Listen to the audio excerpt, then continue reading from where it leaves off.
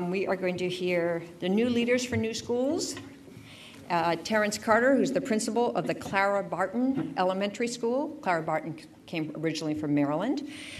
John Schurer. I think everybody should know that. John Schurer, the Chief Executive Officer and co-founder of the New Leaders for New Schools. Welcome. Thank you very much. Terry and I are so thrilled to be with you and with everyone here today for this Innovations in Government Process and Award. What we'll briefly lay out, what you've learned about, is at first glance a case study of how you can take an idea of recruiting, training, and outstanding principal and take that to scale across government school systems with government ownership of those programs, but scaling across school systems. And secondly, a process for taking lessons about what it takes to turn around low-achieving schools to scale in government school systems. But as we give you the substantive background on our work, I also would just highlight that for us, this is a very exciting innovation and organizational form of the partnership between not only one local government, the Chicago Public Schools, and New Leaders for New Schools, but really a partnership between 10 city governments and state governments and the federal government and a nonprofit to really create things that work, change the things that don't work, and take those to scale across governments in an organizational form that, from my perspective, has got promise that sometimes working within one entity simply does not. I voted with my feet on this. I started 10 years ago in the Clinton administration, and I was working for Vice President Gore at the time on education policy, looking to figure out how nationally we could advance innovation and excellence in public school systems serving kids in poverty across the country. And it was clear that kids in poverty could learn at high levels when we adults got it right. It was clear that there were tiny examples of what was working, but the federal government seemed to me, for all of its power, too clumsy a lever to drive the transformational change, the innovation that was needed before it could be scaled. And I decided to leave in order to co-create this partnership between a nonprofit and government school systems to do what the federal government I thought was too clumsy to do in a decentralized school system in 50 states, 15,000 school districts where the federal government doesn't control education, and we didn't yet have the evidence about what it was going to take to translate our kids' potential into success. So I'm going to introduce Terry Carter, who will give you an example of what's happened in our partnership, and then I'll describe how we're trying to take that to scale across the country.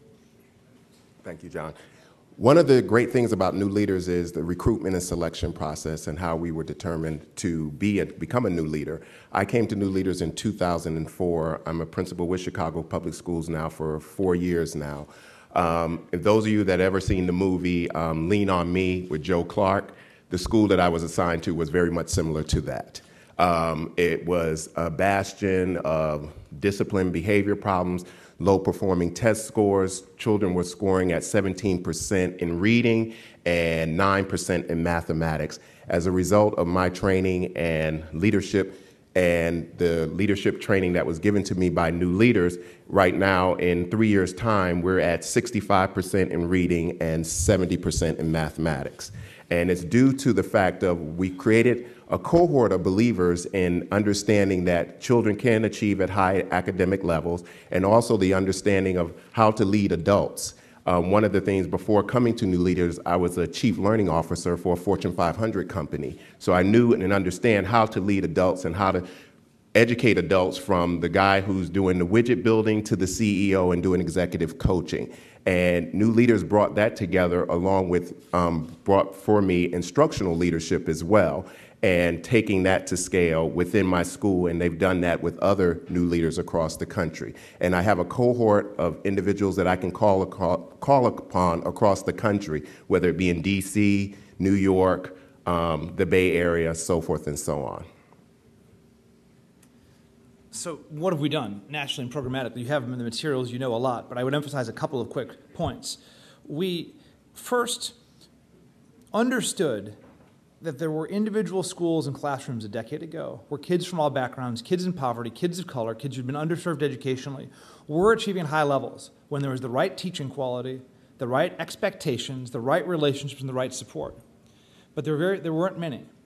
And in every one of those cases, there was a principal who had those high expectations, who was a strong instructional leader, who could lead adults, engage the community around those high expectations, But there was no process to take that to scale. That almost happened by accident because of these super heroic individuals who would show up and make these happen.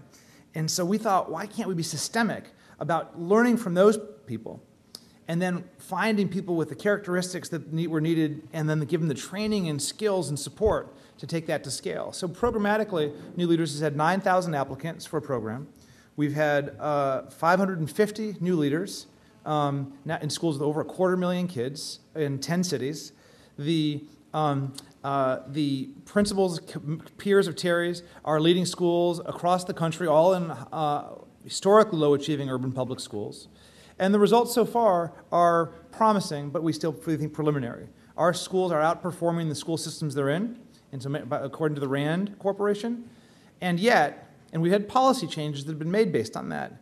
We've had 5 states that have changed their certification and licensure laws to allow new leaders as a non-school of education to certify and license people to become principals, to kind of open up what's a bit of a monopoly on schools of education, no slight intended to Harvard School of Education down the road. We have had school systems open up and create more autonomy for decision-making for principals and change their selection processes based on our partnerships with school systems. The federal government has changed policy, but I will just close on, I think the biggest innovation in policy is ahead, because what we're doing now is essentially what Alan Casey, the founder of City Year, describes as an action tank.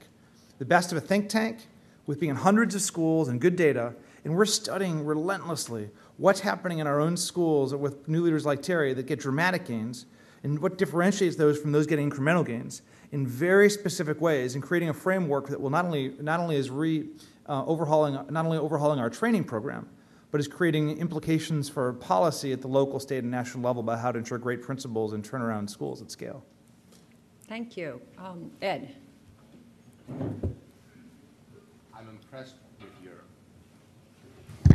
I'm impressed with the program, although I must confess a bias to you. The older I get, the more convinced I am that experience makes a big difference. But with that in mind, you are trying to accelerate the process by which people learn to become effective school leaders,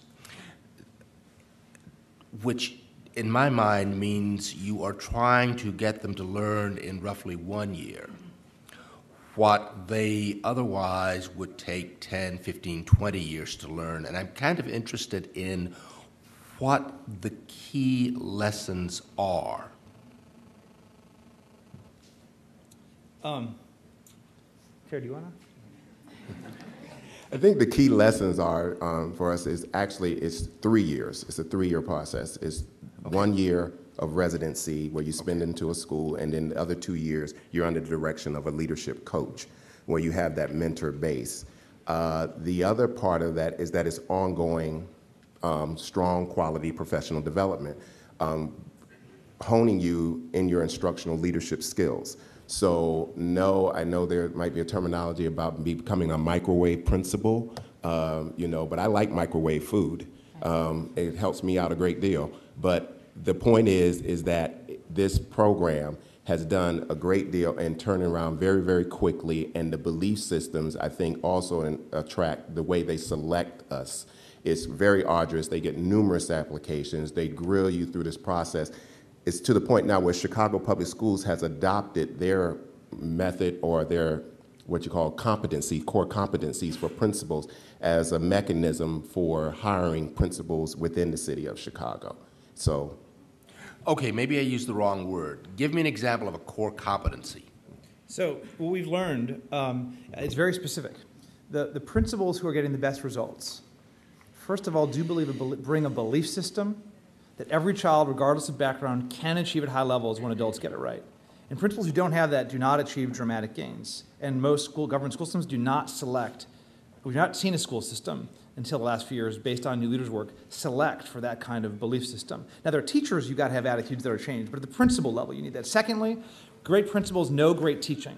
We assess rigorously for does the candidate really understand what great teaching looks like so they can be trained to be an instructional leader who can go in the classroom every day and coach and give feedback to help teachers actually improve their instruction. And third, there are people who have a track record of working with adults as leaders. So Terry, for example, he didn't spend 15 years as an assistant principal, But he was a chief learning officer in a Fortune 500 company working with and managing adults and a former teacher, and he brought that blend of skills to bear. And most of the candidates, I have to be honest, who have been assistant principals for 15 years in most of our school systems, because of the dysfunctional way our school systems operated, don't actually bring all those characteristics to bear. When our systems are healthier, the model will change, but in this system, it's actually better, we find, to bring the candidates we bring in, half of whom come from the school system. Okay, we have Ellen and Bill and Carl.